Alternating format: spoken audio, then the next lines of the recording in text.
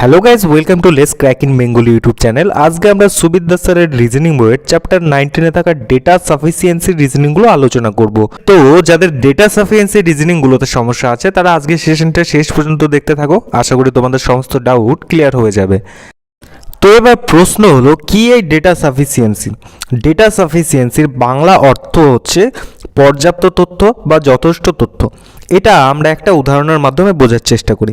ধরো তোমাকে কোনো একটা প্রশ্নে বলে দিল যে 2 বছর পর মোট কত টাকা পাবে। তার সাথে ওরা তোমাকে দুটো তথ্য দিয়ে দেবে বা তিনটে তথ্য দিয়ে দেবে।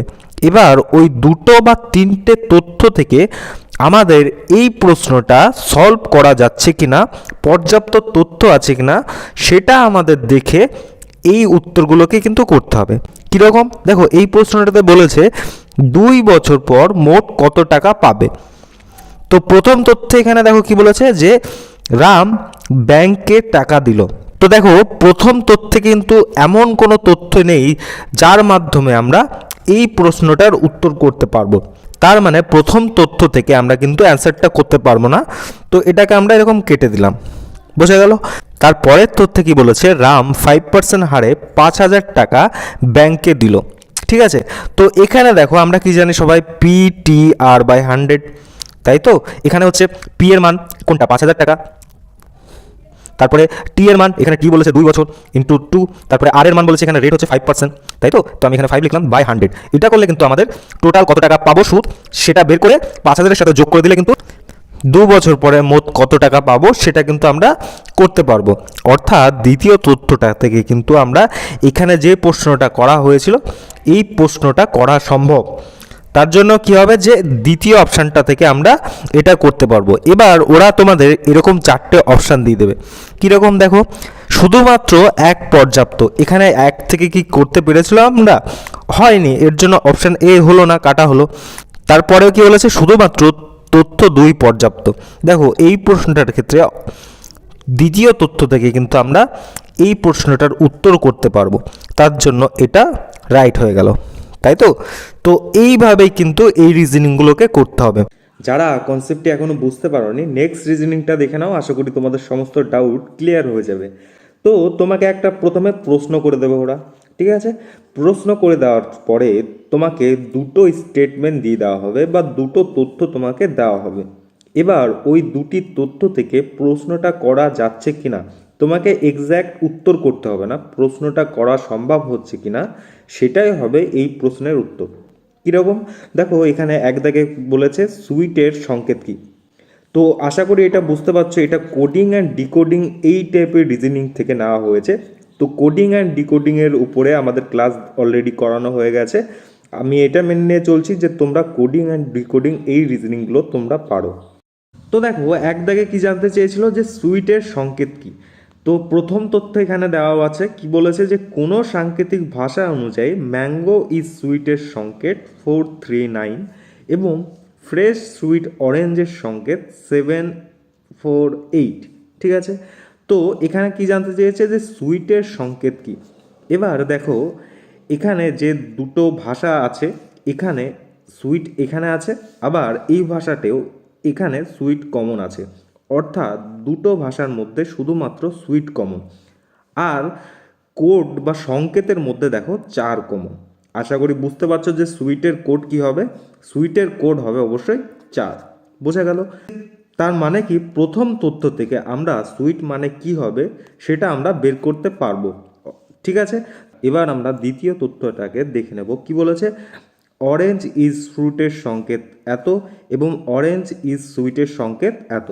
ঠিক আছে, তো এবার আমরা দেখে নেব যে এই দুটোর মধ্যে কি কি কমন আছে। দেখো, এখানে অরেঞ্জ ইজ আছে, ঠিক আছে, আর এখানেও দেখো অরেঞ্জ ইজ আছে। দুটোর মধ্যেই, দুটো ভাষার মধ্যেই অরেঞ্জ ইজ কমন রয়েছে। আর দুটো কোডের মধ্যে দেখো এখানে কি কি কমন আছে, এখানে 9 কমন আছে, এখানে 9 কমন আছে, আর কি কমন আছে দেখো, এখানে 7 কমন আছে, আর এখানে 7 কমন আছে। এর মানে কি, যে হয় অরেঞ্জ আর ইজের মান 9 আর 7 হবে। আমাদের এক্স্যাক্ট কার কি মান সেটা দেখার দরকার নেই। ঠিক আছে, তো এখানে ফ্রুটের মান নিশ্চয়ই 2 হবে। ঠিক আছে, আর এখানে সুইটের মান কত, নিশ্চয়ই 4 হবে। আশা করি কোডিং অ্যান্ড ডিকোডিং এই টাইপের রিজনিংগুলো তোমরা পারো। তো এখান থেকে আমরা স্পষ্ট বুঝতে পারছি যে সুইটের মান কিন্তু 4 হবে। তার মানে তথ্য 2-এর থেকেও কিন্তু আমরা এই অঙ্কটা বা এই কোশ্চেনটা দেওয়া রয়েছে যে এটা আমরা বের করতে পারবো। ঠিক আছে, তার মানে কি হয় অপশান 1 থেকেও বের করতে পারবো অথবা 2 থেকেও আমরা বের করতে পারবো। এবার আমরা অপশানগুলোকে দেখে নেব। দেখো কি বলেছে, অপশান এতে শুধুমাত্র 1 পর্যাপ্ত। দেখো এই অঙ্কটা বা এই যে সুইটের সংকেত আমরা বের করলাম, এটা তথ্য 1 দিয়েও বের করতে পেরেছিলাম এবং তথ্য 2 দিয়েও বের করেছিলাম। এর মানে কি যে আমরা এই অপশানগুলোর মধ্যে এমন একটা অপশান আমরা দেখে নেব যার মধ্যে লেখা থাকবে অপশান 1 অথবা অপশান 2, তথ্য 2, এই দুটোর একটা হলেই কিন্তু আমাদের হয়ে যাচ্ছিল। এবার দেখে নেবো যে কোন অপশানের মধ্যে এটা লেখা রয়েছে। দেখো অপশান সিতে কিন্তু লেখা আছে যে হয় শুধুমাত্র তথ্য 1-এর প্রয়োজন অথবা শুধুমাত্র তথ্য 2-এর প্রয়োজন, অর্থাৎ অপশান সি হয়ে গেল কিন্তু রাইট অ্যান্সার। বোঝা গেল? তো ভিডিওটা এগোনোর আগে তোমরা যারা এখনো ভিডিওটাতে লাইক করোনি অবশ্যই লাইক করো এবং কমেন্ট করে জানিও ক্লাসগুলো তোমাদের কেমন লাগছে। আর যাদের সুবিধা স্যারের রিজনিং বইয়ের চ্যাপ্টার ওয়াইজ সলিউশন প্রয়োজন মনে হবে তারা অবশ্যই আমাদের channel let's crack in Bengali YouTube চ্যানেলটিকে সাবস্ক্রাইব করে রাখতে পারো। আর রিজনিং করানোর সময় যদি আমার কোথাও ভুল হয়ে থাকে সেটাকে অবশ্যই কমেন্ট বক্সে মেনশন করো, আমি ভবিষ্যতে সেগুলোকে কিন্তু ঠিক করে নেওয়ার চেষ্টা করব। এবার নেক্সট রিজনিংটা আমরা দেখে নেবো কি বলেছে। দেখো, কোনো সাংকেতিক ভাষা অনুযায়ী ইট ইজ শিবা টেম্পল এর সংকেত হলো এটা এবং শিবা ইজ গড এর সংকেত এটা। তো এখানে দেখো এই দুটো সাংকেতিক ভাষার মধ্যে কি কি কমন আছে দেখতে পাচ্ছি। এখানে দেখো কি কি আছে, যে এখানে ইজ আছে, শিবা আছে, এখানে দেখো ইজ আর শিবা এই দুটো এই ভাষার মধ্যে কিন্তু কমন রয়েছে। এবার এদের সংকেতের মধ্যে কি কি কমন আছে দেখো। তো এটার মধ্যে দেখো কি কি আছে এই দুটোর মধ্যে কমন। এখানে সিআই, এখানে সিআই আর এখানে পিআই আর পিআই, অর্থাৎ ইসিবা এই দুটোর কোড হয় পিআই নাই সিআই হবে। এক্স্যাক্ট কি আমাদের জানার কোনো দরকার নেই। ঠিক আছে, তার মানে কি হলো, এখানে তথ্য 1 থেকে আমরা কিন্তু সিভার মান কি হবে বা সংকেত কি হবে সেটা আমরা বের করতে পারলাম না। ঠিক আছে, এবার আমরা তথ্য 2 দেখে নেব। কি বলেছে যে এই সংকেত অনুযায়ী গড ইজ গুড এর সংকেত সিআই। আমরা কিন্তু কোডিং অ্যান্ড ডিকোডিং রিজনিংয়ের ক্লাস করানোর সময় এই টাইপের রিজনিংগুলোকে কীভাবে করতে হয় আমরা ডিটেলসে আলোচনা করেছিলাম। তো এখানে আমি ডিটেলসে বলবো না। তো যাদের প্রয়োজন মনে হবে তারা অবশ্যই ডিসক্রিপশন বক্সে লিঙ্ক দেওয়া থাকবে, সেখান থেকে তোমরা কিন্তু পুরো ক্লাসটা দেখে নিতে পারো। ঠিক আছে, তো এখানে ইজ মানে সিআই, আশা করি তোমরা কেন বুঝতে পারছো, কারণ এখানে দেখো ইজ সিভার মধ্যে এখানে কি কি ছিল, যে পিআই, এখানে কি ছিল ইজ সিভা, এর মানে কি কি ছিল এখানে কমন পিআই আর হচ্ছে সিআই। এর অর্থাৎ হয় ইজের মান পিআই হবে অথবা সিআই হবে, আমাদের এক্স্যাক্ট জানা নেই। তারপরে আমরা যখন এই লাইনটাকে আমরা দেখতে পাচ্ছি, এখানে দেখো কি আছে, এখানে ইজ কমন আছে। ঠিক আছে, আর এখানে এই কোডের মধ্যে কি কমন আছে দেখো, সিআই কমন আছে, অর্থাৎ ইজের মান হবে সিআই। তার মানে স্পষ্ট বোঝা যাচ্ছে যে সিবার মান পিআই হবে। এই জিনিসটা আমি দ্বিতীয় তথ্য থেকে আমরা জানতে পারলাম। ঠিক আছে, তার মানে কি প্রথম তথ্য আর দ্বিতীয় তথ্য দুটো মিলিয়ে আমরা কিন্তু সিবার সংকেত কি হবে সেটা কিন্তু আমরা জানতে পারি। তো এখানে দেখো ঈদ আগে কি বলেছে, তথ্য 1 ও 2 একসাথে প্রয়োজনীয়। বোঝা গেল? তো এই টাইপের রিজনিংগুলোকে এইভাবেই করতে হয়। তো একটা একটা করে ধরে ধরে করানোর কোনো মানেই হয় না। আমি প্রতিটা টাইপের একটা বা দুটো আমি রিজনিংগুলোকে তোমাদের বোঝানোর চেষ্টা করছি, তোমরা সেই টাইপগুলোকে বুঝে প্রিভিয়াস ইয়ার কোশ্চেনগুলোকে তোমরা সলভ করতে থাকো। আর যদি কোথাও প্রবলেম হয়ে থাকে সেগুলোকে অবশ্যই কমেন্ট করে জানিও।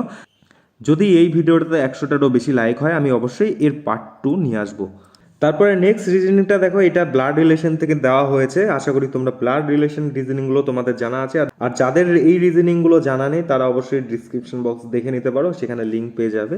তো এখানে প্রথম তথ্যে বলা হয়েছে যে কিউ হলো বি এর বোন। কার বোন? বি এর বোন কিউ, অর্থাৎ এখানে বোনকে কিউ। ঠিক আছে, তো এখানে বি এর বোন কিউ, তো ভাই বোন বোঝাতে আমরা একটা এরকম দাগ টানি, আর যেহেতু বোন বলেছে কিউ এর জন্য এখানে মাইনাস দিলাম। ঠিক আছে, তারপরে বলেছে এ এর বাবা হচ্ছে বি। এ এর বাবা অর্থাৎ এ, এখানে এর বাবা হচ্ছে বি, বাবা যেহেতু বি, অর্থাৎ এখানে প্লাস আমরা দিয়ে দিলাম। ঠিক আছে, তারপরে বলেছে কিউ এর মা হলো পি। কি বলেছে? কিউ এর মা, কিউ এর মা হচ্ছে পি। যেহেতু মা বলেছে অর্থাৎ মহিলা, এর জন্য আমরা এখানে মাইনাস দিয়ে দিলাম। বোঝা গেল? তো এখানে প্রথম প্রশ্নটাতে কি বলেছিল যে এখানে পি এর কে হয়, পি এর এখানে কে হয়, তোমরাই দেখে বলো যে পি এর এখানে কিন্তু ঠাকুমা হয়। আশা করি তোমরা এটুকু বুঝতে পারছো। তথ্য 1 থেকে পি এর কে হয় সেটা আমরা কিন্তু বের করে নিতে পারলাম এখান থেকে। বোঝা গেল? এবার আমরা দ্বিতীয় তথ্যটা দেখে নেব। কি বলেছে? সি হলো পি এর পুত্র। এখানে সি পুত্র কার পুত্র? যে পি এর পুত্র। এখানে পি এটা পুরুষ না মহিলা এটা কিন্তু এখানে মেনশন করা নেই, সেটা পরেও হয়তো মেনশন থাকতে পারে। তো এখানে সি পুত্র যেহেতু বলেছে অর্থাৎ প্লাস হবে এখানে। বোঝা গেল? তারপরে বলেছে ডি হলো পি এর কন্যা। কি বলেছে? ডি হলো পি এর কন্যা, অর্থাৎ এর কন্যা, পি এর কন্যা হচ্ছে ডি, অর্থাৎ সি আর ডি এর মধ্যে ভাই বোনের সম্পর্ক। এখানে পি কন্যা যেহেতু, এখানে ডি কন্যা যেহেতু বলেছে, অর্থাৎ সি আর ডি এর মধ্যে এদের কি ভাই বোনের সম্পর্ক হবে, তাই তো? তারপরে বলেছে এ সি কে বিবাহ করে। এ সি কে বিবাহ করে অর্থাৎ এ আর সি এর মধ্যে হাজব্যান্ড অ্যান্ড ওয়াইফের সম্পর্ক। এখানে সি প্লাস অর্থাৎ সি পুরুষ হবে, অর্থাৎ নিশ্চয়ই এটা নিশ্চয়ই মহিলা হবে। ঠিক আছে, তো এটা আমরা মাইনাস দিয়ে দিলাম। তারপরে বলেছে টি হলো এ এর ভাই। তো এর ভাই কি? টি। এখানে আমরা প্লাস দিয়ে দিলাম যেহেতু ভাই বলেছে। ঠিক আছে, এবার আবার প্রশ্নটা দেখো কি বলেছে? পি এর কে হয়, পি এর কে হয়। দেখো এখানে এই যে পি আছে এটা পুরুষ না মহিলা সেটা কিন্তু জানা নেই, শুধু আমরা জানি যে এটা সি এর বাবা বা মা, আর এটা হচ্ছে সি এর ওয়াইফ, অর্থাৎ হাজব্যান্ডের বাবা বা মা তোমার হয় শ্বশুর অথবা শাশুড়ি হবে। ঠিকঠাক কিন্তু আমরা জানতে পারছি না দ্বিতীয় তথ্য থেকে, তো আমরা প্রথম তথ্য থেকে শুধু আমরা জানতে পারছি, তাই তো? তার জন্য কিন্তু অপশান এ রাইট হয়ে গেল। বোঝা গেল? তো ব্লাড রিলেশন থেকে নেওয়া আর একটা রিজনিং দেখে নেবো। কি বলেছে? এ কি সি এর বাবা? তো প্রথম তথ্য দেখে নেবো। কি বলেছে? বি হলো ডি এর ভাই। এখানে কে ভাই? বি। বি ভাই, অর্থাৎ বি হচ্ছে পুরুষ। কার ভাই বলেছে? যে ডি এর ভাই। এখানে ডি পুরুষ না মহিলা এটা এখনো বুঝতে পারছি না। তো তারপরে দেখে নেব কি বলেছে? সি হলো বি এর বোন। কি বলেছে? সি হলো বি এর বোন। আচ্ছা, বি এর বোন সি, অর্থাৎ এখানে সি হচ্ছে বোন। তারপরে কি বলেছে? এ এর পুত্র ডি। কি বলেছে? এর পুত্র ডি, অর্থাৎ ডি এর বাবা এ, আর এটা হচ্ছে ডি পুত্র, অর্থাৎ ডি এখানটায় প্লাস হবে। আর এখানে কিন্তু এ পুরুষ না মহিলা সেটা কিন্তু প্রথম তথ্যে দেওয়া নেই। তো এখানে কি জানতে চেয়েছিল? যে এ সি এর কে হয়, এ সি এর কে হয়। দেখো এরা 3 ভাই বোন, আর এদের এটা হয় বাবা হবে নাই মা হবে। এটা এক্স্যাক্ট জানা নেই যে এটা পুরুষ না মহিলা, অর্থাৎ তথ্য 1 থেকে কিন্তু আমরা বুঝতে পারছি না যে এ সি এর বাবা না মা হবে। ঠিক আছে, তারপরে নেক্সট আমরা দ্বিতীয় তথ্য দেখে নেব। কি বলেছে? বি ডি কে বিবাহ করে। কি? বি ডি কে বিবাহ করে, অর্থাৎ বি আর ডি এর মধ্যে হাজব্যান্ড অ্যান্ড ওয়াইফের সম্পর্ক, কিন্তু কোনটা হাজব্যান্ড কোনটা ওয়াইফ সেটা আমাদের এখানে এখনো ক্লিয়ার করা নেই। তারপরে বলেছে সি এর বাবা হলো ডি। সি এর বাবা হচ্ছে ডি, অর্থাৎ এখানে ডি হবে প্লাস, তাই তো? তারপরে কি বলেছে? এ এর সন্তান হচ্ছে বি। তো এ এর সন্তান, এই যে এ এর সন্তান হচ্ছে বি। ঠিক আছে, তো এখানে কি জানতে চেয়েছিল? এ কি সি এর বাবা? এ কি সি এর বাবা? এখানে এই দুটো সম্পর্ক এখানে জানতে চেয়েছে। তো কোনো মতেই এই দুটো সম্পর্ক তো বাবা হবেই না। ঠিক আছে, কারণ এখানে সি এর বাবা হচ্ছে ডি, দেখতে পাচ্ছ। তো তার মানে কি হয়ে গেল? যে অপশান 1 থেকেই কিন্তু এই রিজনিংটা আমরা কিন্তু শুধু করতে পারবো, যেটা আমাদের অপশান এতে দেওয়া রয়েছে। বোঝা গেল? তো নেক্সট আর একটা ভালো রিজনিং তোমরা দেখে নাও। দেখো কি বলেছে? P Q R S T U 6জন বন্ধু উচ্চতায় সম্পূর্ণ পৃথক। তো প্রশ্নে কি বলেছে? কে উচ্চতার দিক থেকে দ্বিতীয়। ঠিক আছে, তো এখানে তথ্য 1 আমরা দেখে নেব। কি বলেছে? কিউ এর থেকে মোট 2জন বেটে। তো কিউ ধরো এখানে রয়েছে, কিউ এর থেকে মোট 2জন বেটে, অর্থাৎ কিউ এর নিচে 2জন থাকবে। ঠিক আছে, তারপরে বলেছে যে পি এর থেকে মাত্র দুজন লম্বা রয়েছে, পি এর থেকে মাত্র দুজন, অর্থাৎ পি যদি ধরো এখানে আছে, পি এর থেকে দুজন এখানে এরকম এরকম লম্বা আছে, ঠিক আছে। তারপরে বলেছে এস টি এর থেকে বেটো, কি বলেছে এস টি এর থেকে বেটো, অর্থাৎ এখানে টি এর থেকে বেটো, এস টি এর থেকে বেটো হচ্ছে এস, তো টি আর এস এর পজিশন এরকম হবে, যেখানে টি উপরে থাকবে, এস সবসময় নিচে বসবে। কোথায় বসবে আমাদের ঠিক জানা নেই, জাস্ট আমরা এরকম লিখলাম আপাতত। তারপরে বলেছে কিউ ইউ এর থেকে লম্বা, কি বলছে কিউ ইউ এর থেকে লম্বা, অর্থাৎ কিউ একদম উপরে বসবে আর তার নিচে ইউ বসবে। তো এখানে যেমনটা দেখতে পাচ্ছ যে কিউ বলেছে ইউ এর থেকে লম্বা, অর্থাৎ ইউ হয় এখানে বসবে অথবা ইউ এখানে বসবে, আমাদের ঠিক কিন্তু জানা নেই। তো এটাকে আমরা এরকম মুছে দিলাম, তথ্য ওয়ানটাকে আমরা এটাকে করে নিলাম এখানে।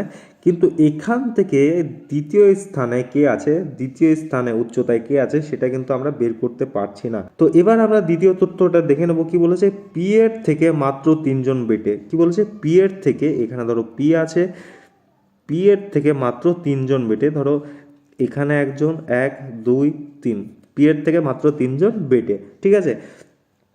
তারপরে বলেছে যে আর কিউ এর থেকে বেটো কিন্তু সবচেয়ে বেটো নয়, আর কিউ এর থেকে বেটো সবচেয়ে বেটো নয়। তো এখানে একটা জিনিস তোমরা দেখো, এখানে আমরা প্রথম তথ্য থেকে বের করেছিলাম যে পি এর উপরে দুজন থাকবে, আর দ্বিতীয় তথ্যে এখানে দেখলাম যে পি এর নিচে টোটাল তিনজন থাকবে, তার মানে টোটাল ওরা 6 বন্ধু ছিল। তো এখানে পি এর উপরে যদি আমরা দুজনকে দিয়ে দিই, এক দুই, অর্থাৎ এখানে একজন, এখানে দুজন, এখানে 3 4 5 6, তো এখানে একটা ফিক্স জায়গায় কিন্তু আমরা পেয়ে গেলাম, ঠিক আছে। অর্থাৎ পি এর পজিশনটা এখানে প্রথম, এটা দ্বিতীয় তৃতীয়, অর্থাৎ পি এর পজিশন এখানে তৃতীয় স্থানে হবে, এতটুকু হলো। তারপরে কি বলেছে যে এখানে দেখো একদম শেষের লাইনে দেখো আর কিউ এর থেকে বেটো কিন্তু সবচেয়ে বেটো নাই, কি বলেছে যে আর কিউ এর থেকে বেটো, কিউ এর থেকে বেটো কি বলছে আর কিন্তু সবচেয়ে বেটো নয়, অর্থাৎ এখানে আর বসবে আর এখানে বসবে ইউ, বোঝা গেল। তার মানে কিউ আর ইউ এর পজিশন আমরা এখানে এরকম কিন্তু ফিক্স পেয়ে গেলাম। তারপরে দেখো লাইনে কি বলেছে টি এদের মধ্যে সবচেয়ে দীর্ঘতম, তো টি এর পজিশন আমরা একদম উপরে দিয়ে দিলাম, ঠিক আছে। আচ্ছা এবার দেখো এখানে কিউ আর ইউ, এখানে কিউ আর ইউ এরা এরমভাবে বসবে, অর্থাৎ এই তিনটে পরপর এরমভাবে বসবে, তার মানে নিশ্চয়ই পরপর তিনটে ফাঁকা স্থানে এরা এরম বসবে। এরকম কোথায় কোথায় আছে দেখো, শুধুমাত্র এখানেই আছে, এখানে তার মানে কিউ বসবে, এখানে আর বসবে, এখানে ইউ বসবে, তাই তো। তাহলে এখানে এস টি আর এস এর পজিশন আমরা এখানে বের করেছিলাম, যেখানে বলা হয়েছিল যে এই লাইনটা দেখো, এস হলো টি এর থেকে বেটে, অর্থাৎ টি এর নিচে সবসময় এস বসবে। তো এখানে একটা ঘরই ফাঁকা রয়েছে যেটা এখানে, অর্থাৎ এস এর স্থানটা এখানে হবে, তাই তো। তাহলে কিন্তু এখান থেকে আমরা দ্বিতীয় উচ্চতম ব্যক্তিকে সেটা আমরা বের করতে পারছি। সেটা কিভাবে, যে তথ্য 1 এবং 2 দুটোকে কাজে লাগিয়ে আমরা এই প্রশ্নটার উত্তর কিন্তু করতে পারছি। তার মানে এখানে অপশন ইতে দেখো কি বলেছে, তথ্য 1 এবং তথ্য 2 একসাথে প্রয়োজনীয়। অলরাইট, তো আজকের সেশনের লাস্ট রিজনিংটা দেখে নাও, এটা সিটিং অ্যারেঞ্জমেন্ট রিজনিং থেকে নেওয়া হয়েছে। আশা করছি তোমরা সিটিং অ্যারেঞ্জমেন্টের ক্লাসগুলো তোমরা দেখে নিয়েছো, আর যারা দেখোনি তারা ডিসক্রিপশন বক্সে দেখে নিতে পারো, সেখানে লিঙ্ক পেয়ে যাবে। এখানে কি বলেছে, 6 জন ব্যক্তি A B C D E O F একটি গোল টেবিলে ঘিরে সমদূরত্ব বজায় রেখে টেবিলের কেন্দ্রের দিকে মুখ করে বসে রয়েছে, অর্থাৎ গোল টেবিলে বসা, সেই টাইপের রিজনিংগুলো বলা হয়েছে। এবার যেহেতু 6 জন বলেছে, আমরা এরকম প্রথমে কেটে নেব, ঠিক আছে। তারপরে দেখো কি বলেছে, বি এর সাপেক্ষে ডি এর অবস্থান কি, বি এর সাপেক্ষে ডি এর অবস্থান কি সেটা আমাদের বের করতে লাগবে। তো প্রথম তথ্য আমরা দেখে নেব, দেখো কি বলেছে, এফ এর ডান দিকের তৃতীয় স্থানে সি বসবে। তো এফ যদি এখানে বসে, এফ এর ডান দিকে কোন দিকে হবে, আশা করি বাঁ দিক, কোন দিক তোমরা জানো। তো এদিকে হবে হচ্ছে ডান দিক, তৃতীয় স্থানে কোনটা, 1 2 3, অর্থাৎ এখানে আমরা সি কে জায়গা দিলাম।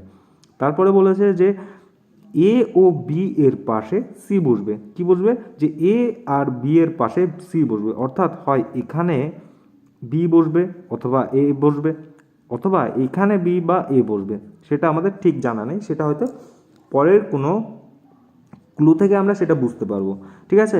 তো তারপরে কি বলেছে দেখো, বি এ ঠিক ডান দিকে ই বসবে। ধরো এখানে যে বি রয়েছে, ঠিক আছে। এখানে ধরো বি এর ঠিক ডান দিকে এখানে যে বি রয়েছে, বি এর বাঁ দিক এদিকে হচ্ছে, ডান দিক এদিকে হচ্ছে। মেনে নিচ্ছি যে বি এখানে বসবে। যদি এখানে বি বসতো, বি এর ঠিক ডান দিকে ই বসার কথা ছিল, কিন্তু এখানে অলরেডি সি বসে আছে, অর্থাৎ এখানে বি হবে না, এখানে এই হবে, আর এখানে হবে বি। বোঝা গেল? তাহলে আমরা এখানে এ বসিয়ে দিলাম, আর এখানে আমরা বিকে বসিয়ে দিলাম। তারপরে কি বলছে, বি এর ঠিক ডান দিকে ই, বি এর ঠিক ডান দিকে ই, অর্থাৎ এখানে হবে ই। তাহলে এখানে সব কিছু বসে গেছে, কি বসে নেই, যে ডি এর পজিশন আমরা দিইনি, অর্থাৎ এখানে ফাঁকা রয়েছে, তাহলে এখানে আমরা ডিকে বসিয়ে দিলাম। তাহলে এখান থেকে তথ্য 1 থেকে কিন্তু আমরা স্পষ্ট বি এর সাপেক্ষে ডি এর অবস্থান কি সেটা আমরা কিন্তু নির্ণয় করতে পারছি। বোঝা গেল? দ্বিতীয় তথ্যে কি বলেছে, এ এর বাঁদিকের দ্বিতীয় স্থানে এফ আছে। তো এ কে আমরা এখানে জায়গা দিলাম, এর বাঁদিকে দ্বিতীয় স্থানে, এটা প্রথম স্থান আর এটা হচ্ছে দ্বিতীয় স্থান, বাঁদিকে আর কি। তো এখানে বসবে যে এফ। ঠিক আছে। তারপরে বলেছে সি ও এফ এর মধ্যে দুইজন ব্যক্তি থাকবে। তো যদি সি আর এফ এর মধ্যে দুজন ব্যক্তি থাকতে চায়, তাহলে এখানে সিকে নিশ্চয়ই এখানে বসতে হবে। এখানে দেখো এদিক থেকে ধরলে সি আর এফ এর মধ্যে দুজন ব্যক্তি পড়ছে, আর এদিক থেকে ধরলেও কিন্তু সি আর এফ এর মধ্যে দুজন ব্যক্তি পড়ে যাচ্ছে, অর্থাৎ সি এর পজিশন এখানে কিন্তু ফিক্স হয়ে গেল। তারপরে বলেছে সি ও ই এর উভয় পাশে বি বসবে। কি বলছে, সি আর ই এর উভয়ের পাশে বি বসবে। দেখো এখানে যদি ই বসে, তাহলেই কিন্তু সি আর ই এর উভয়ের মাঝে বি বসা কিন্তু সম্ভব। এখানে যদি ই বসতো তাহলে কিন্তু হতো না, সি আর ই এর মাঝে এখানে বি থাকতে হতো, কিন্তু এখানে অলরেডি এ আছে, অর্থাৎ এখানে ই হবে না, ই কিন্তু এখানে হবে। কি বলছে, সি আর ই এর উভয়ের মাঝে বি আছে, এটা কিন্তু স্যাটিসফাইড হয়ে গেল। তার মানে একটি জায়গা ফাঁকা থাকলো, এখানে কি বসবে, তাহলে নিশ্চয়ই ডি বসবে। তাহলে দ্বিতীয় অপশান থেকেও বি এর সাপেক্ষে ডি এর অবস্থান কি সেটা কিন্তু আমরা নির্ণয় করতে পারছি। অর্থাৎ অপশান 1 অথবা অপশান 2 থেকে কিন্তু আমরা এই অঙ্কটাকে কিন্তু করতে পারতাম। ঠিক আছে, যেটা কিন্তু আমাদের অপশান সিতে দেওয়া রয়েছে। বোঝা গেল? তো এই ছিল আজকের সেশন। যদি সেশনটা ভালো লাগে অবশ্যই লাইক করো এবং কমেন্ট করে জানিও ক্লাসগুলো তোমাদের কেমন লাগছে। আর যদি রিজনিং করার সময় যদি কোথাও ভুল হয়ে থাকে সেটাকে অবশ্যই কমেন্টে মেনশন করো, আমি সেটাকে ভবিষ্যতে অবশ্যই ঠিক করে নেওয়ার চেষ্টা করব। আর যাদের সুবিদ্যাস স্যারের রিজনিং বইয়ের চ্যাপ্টার ওয়াইজ সলিউশন প্রয়োজন মনে হবে, তারা অবশ্যই আমাদের channel let's crack in Bengali YouTube চ্যানেলটিকে সাবস্ক্রাইব করে রাখতে পারো। তো আশা করি তোমরা কনসেপ্টগুলোকে বুঝতে পেরেছো। এটা কোনো নতুন চ্যাপ্টার নয়, পুরনো coding, decoding, blood relation, sitting arrangement, বিভিন্ন টাইপের রিজনিংগুলোকে তুললে তোমাদের দুটো তথ্য দিয়ে দেবে। তথ্য দিয়ে বলবে যে কোন কোন তথ্য পর্যাপ্ত এই প্রশ্নটা করার জন্য। আশা করি তোমরা কনসেপ্টটা বুঝতে পেরে গেছো। এবার তোমরা প্রিভিয়াস ইয়ার কোশ্চেনগুলো সলভ করে আমাকে তোমাদের ফিডব্যাকগুলো জানিও। তো দেখা হচ্ছে পরের ভিডিওতে। ততক্ষণে সবাই তোমরা ভালো থাকো, সুস্থ থাকো।